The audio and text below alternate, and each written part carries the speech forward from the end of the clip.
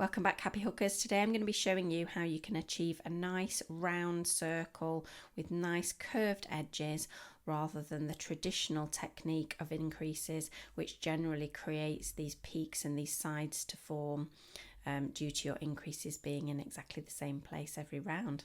So let's get started. So what I have here is a standard magic circle with 6 single crochets, and then I've placed an increase in every stitch to take myself around to 12. So you might think, okay, so it's easy to work out how to stop my circle from forming a hexagon because I've got 6 sides, and if you've got 10, an octagon, no, a centurion, I'm not sure. Let me know in the description, what is a 10-sided shape? Decaharian, something like that, not a harian, is simply to adjust or move between rounds where I place my increase. Now, yes, you could kind of wing it and think, okay, I'll move it a little bit this way, I'll move it a little bit that way, but it really does help if you kind of stick to a little bit of a formula so that you don't get out of place. And I have found the perfect formula. So we've got 12. We're going to be placing an increase and a single crochet in every section around. So we'll get started with that. So we're going to place our increase here. If I can get my yarn untangled. There we go. So we're going to place our increase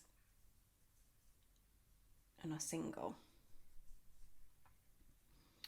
Our increase and our single. Increase and a single, bit more yarn there, our increase and our single, increase and our single, and then our last couple. So increase,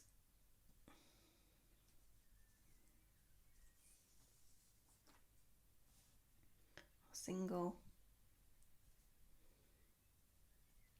and then slip stitch into this next one. I don't tend to use chains at the beginning of my rounds. I don't find it makes a difference. If anything, the chain often just confuses where that last stitch is going and creates a little bit too much bulk. Okay, so we've done 6, 12, and we've done our first. So then our next round, sticking to that formula, would be our increase on our 2 single crochets. So the best way to think about it is to think about shifting it on the rows where you have an even number of singles with your increase. Now, it doesn't matter if you're someone that likes to do your increase first and then your singles after, or your singles first and then your increase. This formula will work regardless of which way round you're doing it, because you're only actually going to be shifting your formula on those rounds where you have an even number. And I've actually created a little bit of a handwritten diagram. So I don't know if you use the pie method, but I tend to think of it in sections. So here I've started with my 6 in the centre, and that's my 1, and no matter which way you do it, what you're doing is you're always increasing it. So taking it from 1, those 1 become 2, those 2 become 3, and those 3 become 4, and so on and so forth. And you can see here I've written the instructions. So we've increased in every stitch, and this is the row that we've just created. We've done our increase and our single crochet. So on this next row, I've put a little dot. On this next row, we would be doing an increase and 2 singles, or 2 singles and an increase. But what we're going to do on the round when we have an even number of increases is we're going to, not an even number of increases, sorry, an even number of singles. We're going to split them in half and crochet half of them before the increase and half of them after the increase. So here, instead of doing either an increase and 2 singles or 2 singles and an increase, we're going to go single, increase and single. So I'll show you that here. So we're going to go single, Then we're going to place our increase. And our stitch marker fell out, so that's really handy. Hang on, I've got another one here. So what did we just do there? I believe that was my increase, so that would have been my slip stitch. Lovely.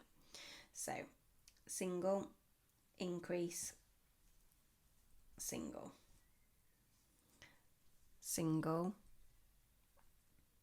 increase,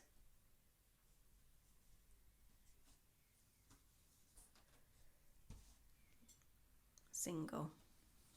Sorry, I moved off camera there. Single,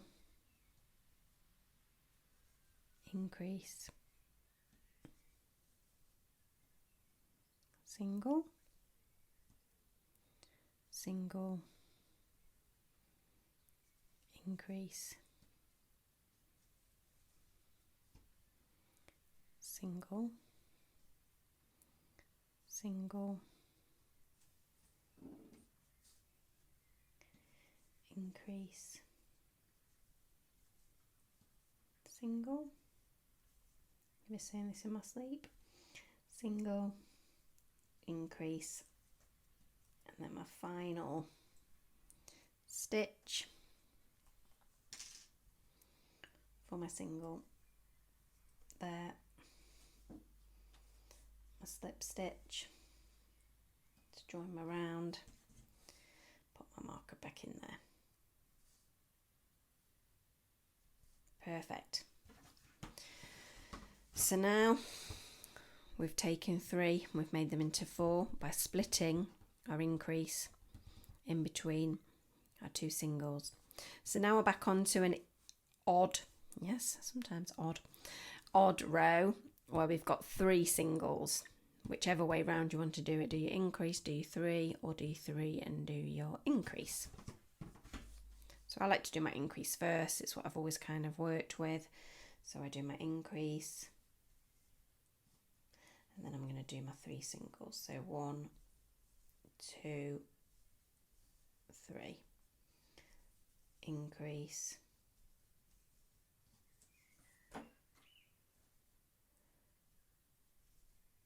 1, 2, 3. Increase, 1, 2, 3. Do my increase,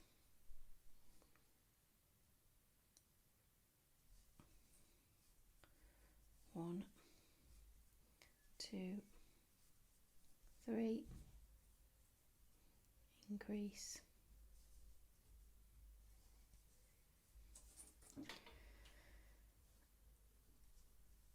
1, 2, 3.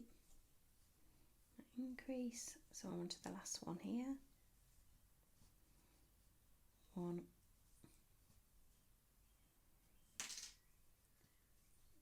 2, 3.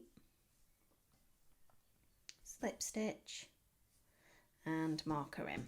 So can you see here, this is what happens every time we do an increase round. We can quite clearly see where the increases are, and that's never going to change, but what we're preventing it from doing is quite clearly having a defined increase line all the way around, and every time those increases stack on each other, this gets more and more pronounced. Now you can kind of, there we go, sort of squish that side, can you see, into a circle, but what we're going to do is we're going to prevent that from happening more dramatically, if that likes, or more enhanced.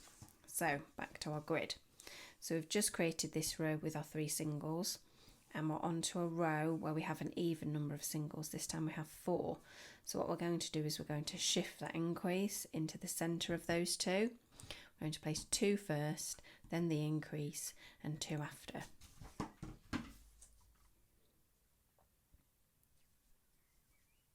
So 1, 2, increase, 1, 2.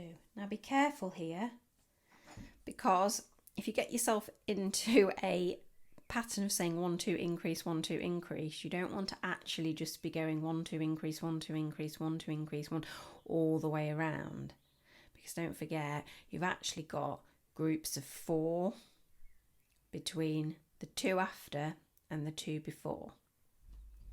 So 1 2 increase 1 2, and then you need to stop. So I would find a way to maybe be counting in 1 2, 3 and 4 go together, 5 and 6, something like that, so that you quite clearly know. Or saying first 2 increase second 2, first 2 increase second 2, because I like to get into a little bit of a counting pattern in my head, so that I don't have to keep account of the whole lot, because I use my stitch marker predominantly. So maybe you could go with first 2 increase second 2, and then I've got a definitive break. First 2, need some more yarn, hang on a second. Okay, where were we at? Sorry, I lost my, so that was first 2 increase second 2, first 2 increase second 2, first 2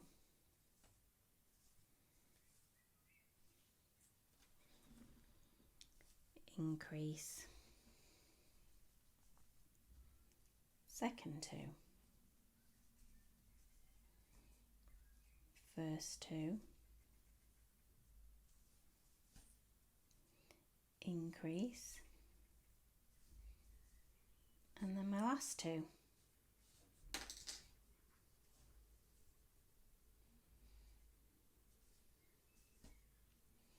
And then my slip stitch, and then we're back to the beginning. There we go, perfect. So can we see now it's really starting to circle up, because we haven't got those increases stacked on top of each other. We're moving them always shifting them into the middle and then shifting them back, whether that's shifting them back to the beginning or shifting them to the end. It really doesn't make any difference. So that's our 2, increase 2, and then we're back again to a 5. So again, increase or do 5, 5 and do increase. And then when you get to your one with 6, if you always just remember on the even, you're splitting them and making sure that you're finding a way to recognize what's the 3 singles or the number of singles after the increase, and when you're moving on to the ones before, so that you're not going 3 singles increase, 3 singles increase, 3 singles increase, because then you'll end up with far too many increases. So I like to think of it as sort of first and second, or beginning and end, just something.